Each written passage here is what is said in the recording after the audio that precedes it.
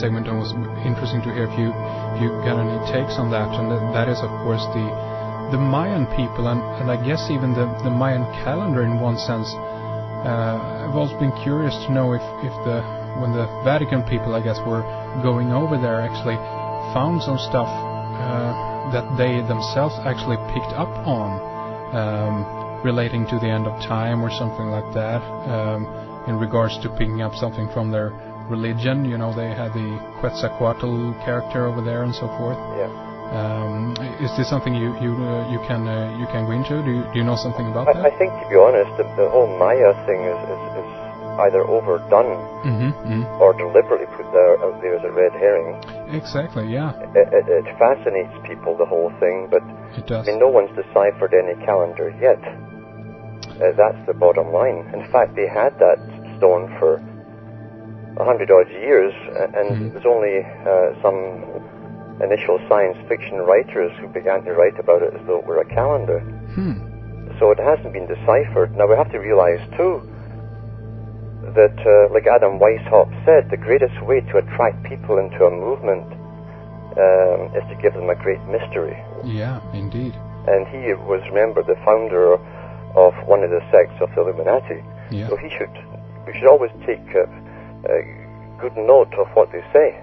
Yeah.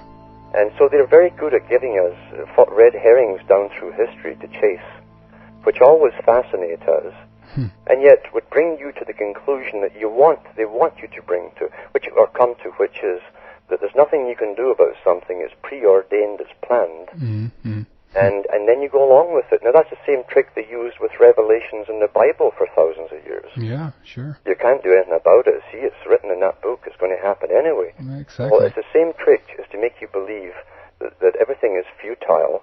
You can just have to go along with things because you can't do anything about it. This is a predictive programming that's understood in the higher mystery schools. Yeah. Now, Maya, if you were to speak in a spoken word, remember, first God spoke the worlds into existence. Yeah. That means that God, meaning the system itself, is spoken into existence. So it means take care of the spoken word before you take the spell of the spelling. The spell can put you under a spell. That's why it's called spelling. That's no joke. Yeah, sure, yeah. and so the spoken word, you have Maya, which is I am backwards. Yeah. Every Freemason must say I am to reach his higher self, you see. Yeah. And so we have to realize that even the names, the modern names we give to these peoples were not the same names they had a few hundred years ago. They're modern names we have given to them. Indeed. Or somebody gave to them. I mean, even just as you say, if you punch up May on just simply Wikipedia, it comes from the Greek goddess Maya, spelled M-A-I-A. That's right. And I mean, again, that we can connect May, as we spoke of in the regular show, with this name that they're given to these South American people called the Maya. I'm sure they don't call themselves that. I don't know. Yeah, I mean, really, the closest you would get to what they were called before was Mezi, because it means the corn. Corn, yeah, right. Corn, you see. Yeah, sure.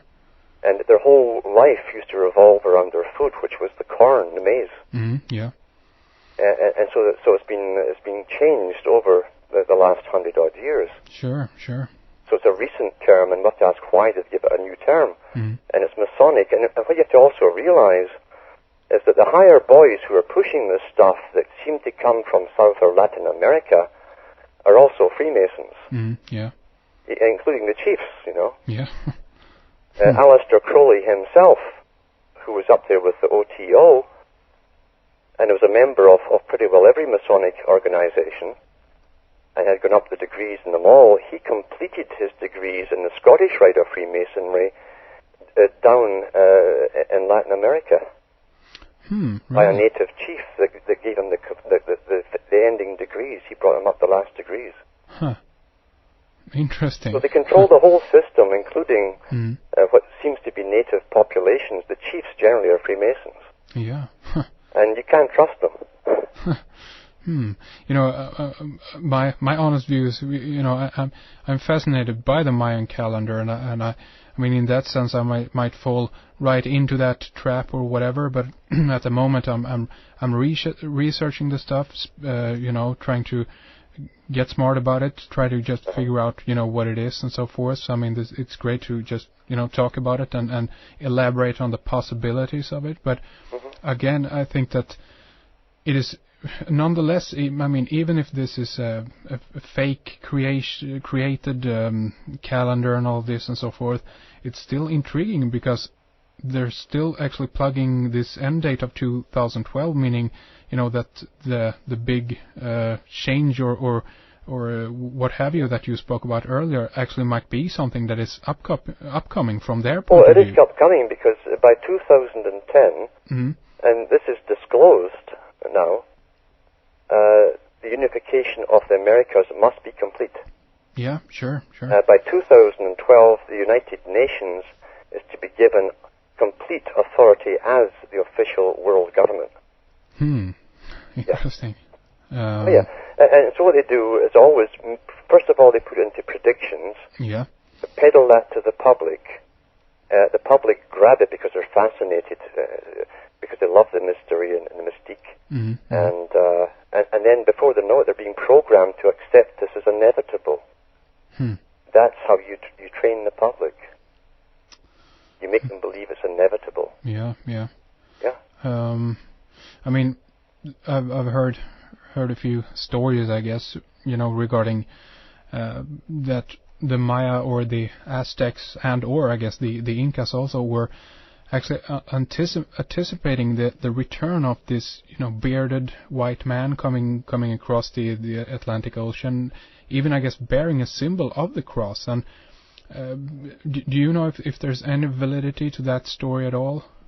I'm certain of it. You see, the Knights Templars, when they were disbanded, well, actually they fled. The Knights Templars were not all caught. Only a few were caught, really, and persecuted and put to death in France. The Templars had their own fleet of ships, and it's never been disclosed where they went with their treasure and all the rest of it. However, they did have a base in the west coast of Scotland, and they used that base in Argyllshire. You'll see the old graves there. I used to walk through them. Yeah. The Knights Templars' graves. And they used that base to go to the Americas. They were in the Americas hundreds of years before Columbus came along. And they'd already initiated the chiefs into their own brotherhood. You'll see the same symbols in both in Latin America too, as you'll see within the Knights Templars organization. And so, yeah, the man who came across South America, it wasn't just one man, because he appeared all over. Yeah, exactly. Yeah. Given different names, but he always wore the same uniform with the red cross. The red cross was a Knights Templar, and they were showed how to build things, and they were shown mathematics and geometry, and so they were here long before. I think it's so interesting. You see, the Knights Templars claimed they would take over the world by the domination of money, having all of the money in the world. Isn't it interesting that people come in, white people come in dressed like Knights Templars, they train these people to build, they give them a religion based around idols of gold, they teach them how to mine the gold and meld it, and even to store it. They had vast caverns and caves full of these idols. Yeah. And at the right time, Christopher Columbus is sent right to that spot to collect the money. Sure, yeah. It's amazing. I think that's pretty good planning. It is very good planning, exactly. I mean, either, just as you say, either you can have this really, you know, mystical, you know, the way you perceive that is a very mystical thing that's going on, or just as you say, it's by the book, it's pre-planned, and all these guys know exactly what they're doing. Yes. But I mean, Christopher Columbus, remember, or Cristobal Columni. Columni itself, and Column is one of the mystical names they love to give to their own, because it means the dove. Yeah, Column. The dove, you'll see it even in ancient Egypt, comes down That's why later on, hundreds of years later, they have the dove coming down on Jesus as the Holy Spirit. Sure. It's the mystery religion. And so he's also the messenger. So Christobao, the Christos, Bao, of Bao, God is the Son. It is Bao is the Son. Columni, the dove, he comes from the Son with the message. He comes all the way across, right to the very spot where they have all the gold. That is no coincidence. And he just got married to the head of the what was the remnants of the Knights Templars in Spain. His father-in-law gave him the old maps. Yeah, yeah, exactly. Yeah, I've heard that. But you mean, are you saying that the Knights Templar are responsible for the pyramids over in South America? I'm pretty certain of it. Huh. I'm pretty certain of it. At least in South America, we do know that even under some of their pyramids, there's even older ones. We don't know how much was produced by themselves. An interesting take on all of this, though, is even long before we hear of the South American Aztecs or any of those groups. For instance, Barry Fell was a professor from Harvard who in the 1960s started to excavate places around the eastern seaboard of the Americas initially. And he was finding Roman coins, Phoenician coins, he found Etruscan coins, he found coinages going back all the way as far as money was actually minted.